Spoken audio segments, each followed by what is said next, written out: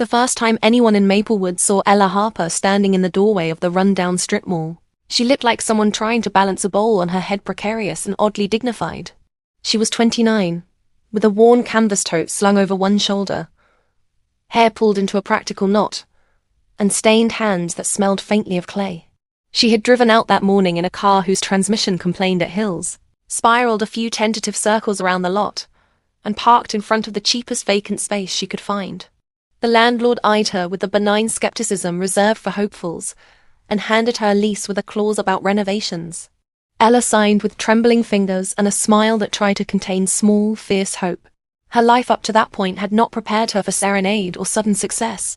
She had grown up in a rental house where the wallpaper peeled like old scabs, and where there was often more need than money. Her mother worked double shifts as a nurse and baked pies on Sundays to make extra cash for school supplies. Her father left before she knew how to knot a belt. Ella learned to be resource-fixing a leaky sink with a roll of tape, mending a hole in a jacket by patching with fabric scavenged from thrift stores. She had discovered clay at a community center pottery class when she was 19, a messy Saturday afternoon that seemed to fold the world into something softer. The clay accepted her awkward hands and returned bowls that fit fingers like kindness. She kept returning to the wheel. Where life felt unstable, the spinning clay offered center. After community college and a string of part-time jobs, barista, retail associate, substitute teacher, Ella saved enough to pay for an intensive ceramics apprenticeship at a small studio 2 towns over. The apprenticeship was an apprenticeship in grit as much as craft. Long hours, repetitive exercises, the physics of centering a lump of clay until your shoulders ached and your patience thinned. She learned to wedge clay like a baker, to coax walls evenly up from the center, to read moisture the way people read weather. She learned glaze chemistry in evenings, bent over notebooks and measured scoops, how oxides would shift under fire, and how a kill's temper could be as capricious as a teenager. Most of all, she learned to trust the process, how a cracked rim could be reworked into a deliberate aesthetic, how a failed glaze test could give birth to a new technique. When unemployment finally pushed her to act, Ella took a job in a nail-biting economy and used every spare hour to build inventory. She worked nights at a boutique and molded bowls in the glow of a desk lamp, breaking down in the morning and starting anew at noon. Friends and co-workers began to notice the bowls. Simple, balanced, with a subtle fingerprint at the lip that felt intentionally human. The pieces sold quickly online and at weekend markets, where she lugged boxes loaded with ceramics from her trunk and stood barefoot on cold asphalt, listening to strangers' reactions. She learned how to speak about function the way salespeople spoke about products. The strip mall space she rented in Maplewood had been a florist once. It smelled faintly of stagnation and dry soil. The floor was an uneven carpet of linoleum tiles gone wrong. There was a water hookup behind a false wall and a broken garage door that breathed cold drafts in winter. Ella spent her first week scraping, patching, and hauling out debris in the heat. She painted the walls a warm, forgiving grey and installed shelves made from reclaimed shipping pallets. With a few salvaged kilns from a closing studio and a second-hand wheel that required patient tuning, she set up a functional workspace that fit her like a patch. She called the place Hearth Pottery because hearth sounded like home and pottery like a promise. The first months were a flurry of delicate logistics. Kilns demanded schedule and devotion, loading unloved pieces into the orange heart of heat required an almost ceremonial calm. Glaze experiments filled notebooks with disciplined failure, notes about shrinkage and blistering, diagrams of bubble formation, the quiet triumph of a desired matte finish finally achieved. Ella taught herself how to fix a cracked handle by reshaping curvature, to trust when to fire slowly and when to push temperature. She learned the weird economics of art, the cost of clay, the fleeting value of time, the price people would pay for a mug that felt like an old friend in their hands. Business came slowly. At first it was neighbors, then the couple who opened a new cafe across the avenue and wanted identical cups for their morning crowd. They ordered 100 mugs, an order that both thrilled and terrified Ella. She had to scale production without losing the handmade honesty that made her pieces special. She rearranged her schedule, woke before dawn to throw, fired at odd hours, experimented with a simplified glaze palette that still read as carefully considered. She hired a part-time assistant, a lanky college student named Priya with steady hands and a soft laugh who kept good time on the wheel. With help, the business started to hum. Even as Hearth Pottery grew, Ella clung to the parts of the craft that mattered most to her.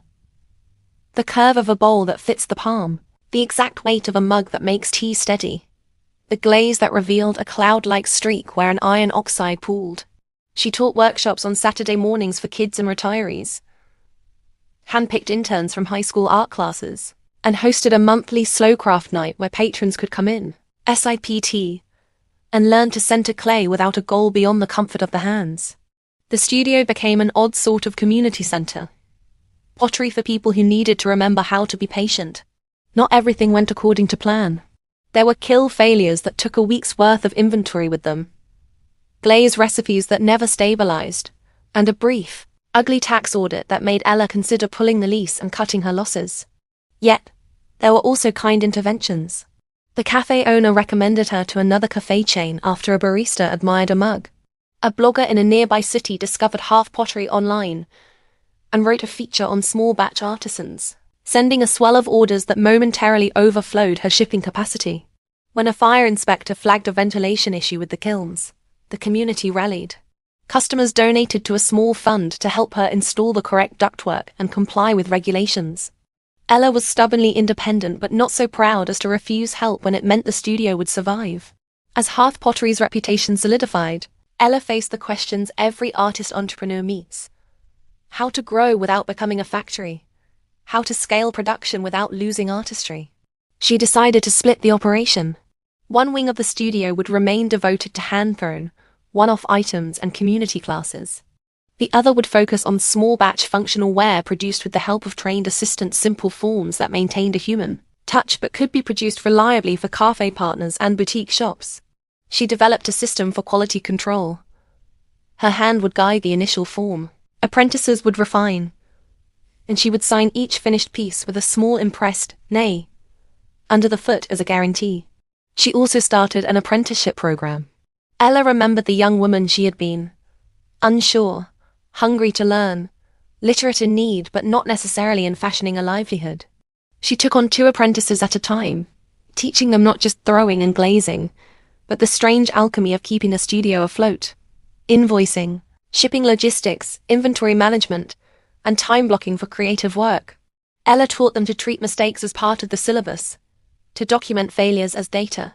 She also taught them the business of small civility, how to explain delays to customers without apology, how to price fairly, how to refuse orders that violated her values. Maplewood itself shifted around Hearth Pottery.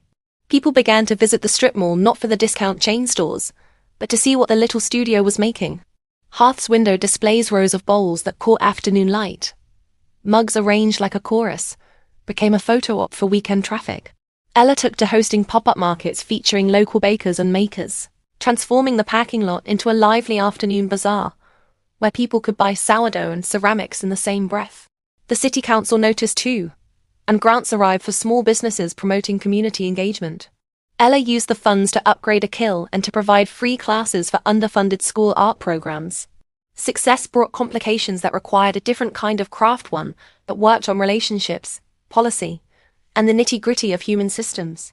She learned to negotiate with vendors for better clay prices, to read and revise contracts, and to stagger production so that delayed materials did not cripple the studio. She navigated copyright claims when a larger brand released a mug suspiciously similar to one of her signature pieces and hired a modest attorney who helped negotiate a licensing agreement that made both sides walk away from the table with dignity. The learning curve was steep, but it widened Ella's capacity for calm. There were personal costs too. Long hours hollowed out social life for a while, and relationships felt the strain of a woman who woke with the kiln and slept after the last glaze had cooled. She learned to schedule rest like she scheduled firings deliberately, fixed into the calendar, and to resist the cult of relentless productivity. She took weekends off when she could, went to the beach with friends, and rediscovered her mother's recipes that always smelled like cinnamon and forgiving heat. She kept a small ritual of her own, a single bowl on a shelf marked test pieces, where she placed the first successful run of each new glaze. It was a private museum of patience. A defining moment for Ella's public profile came when a regional culinary magazine ran a feature about the resurgence of handmade dining ware, and named Hearth Pottery as a studio to watch. The article showed Ella's hands centered on a potter's wheel, clay flying like small moons. Orders followed restaurants, boutique hotels, and a small national chain looking for signature pieces for gift sets. She hired a production manager, a steady woman named Lila who loved spreadsheets and clean systems, and who, together with Ella, designed workflows that maintained craft integrity while allowing for increased output. The business continued to grow intelligently. Ella opened a second, slightly larger space in a neighboring suburb primarily for production, keeping the original Hearth Pottery in Maplewood as the home studio and shop. She retained creative control, insisting that final finishing stay in the original studio. Her name began to carry weight.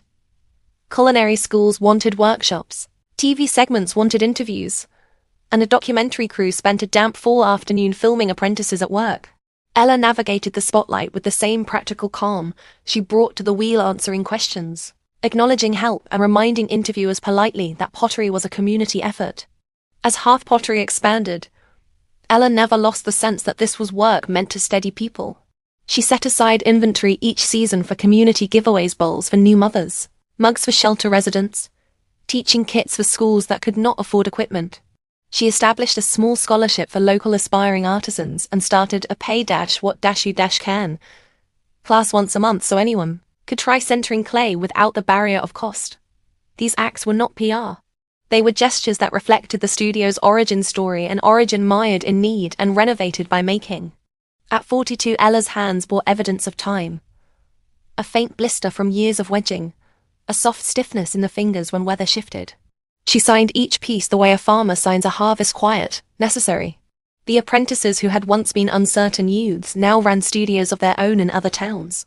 Some returned to Elisha, or rather, Maplewood, with stories of teaching programs and sustainable studio management.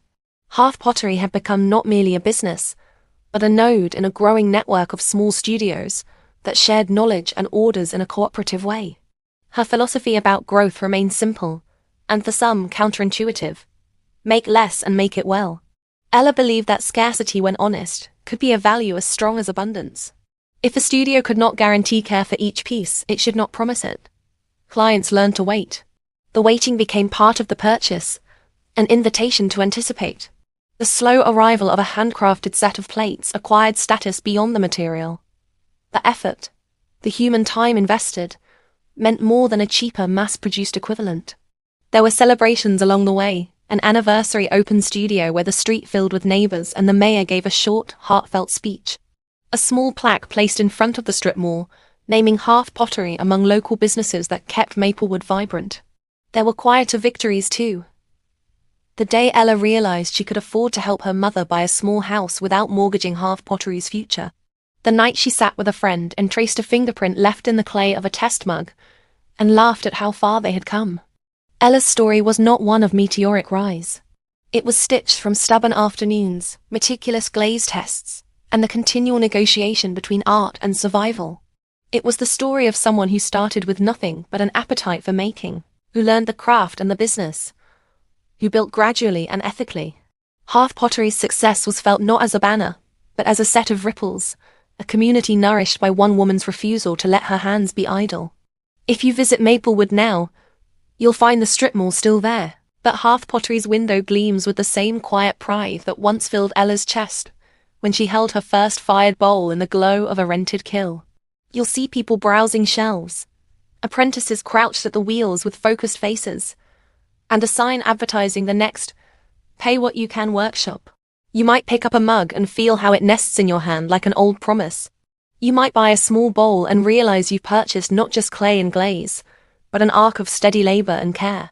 The lesson threaded through Ella's life, and through the clay she shaped, is simple and practical. Craftsmanship is a patient revolution. If you've ever thought about starting with less than enough, take note of what she did. Learn relentlessly, document failures, build a community, set boundaries around growth, and give back in ways that preserve dignity. Support local makers. Sign up for a class. Buy a hand-thrown mug instead of a fast-made one. Contribute time or money to community arts programs. If you have a dream folding itself in tight corners, put your hands to the wheel. The world needs careful hands, and perhaps your small, steady work will make a home for others to gather around.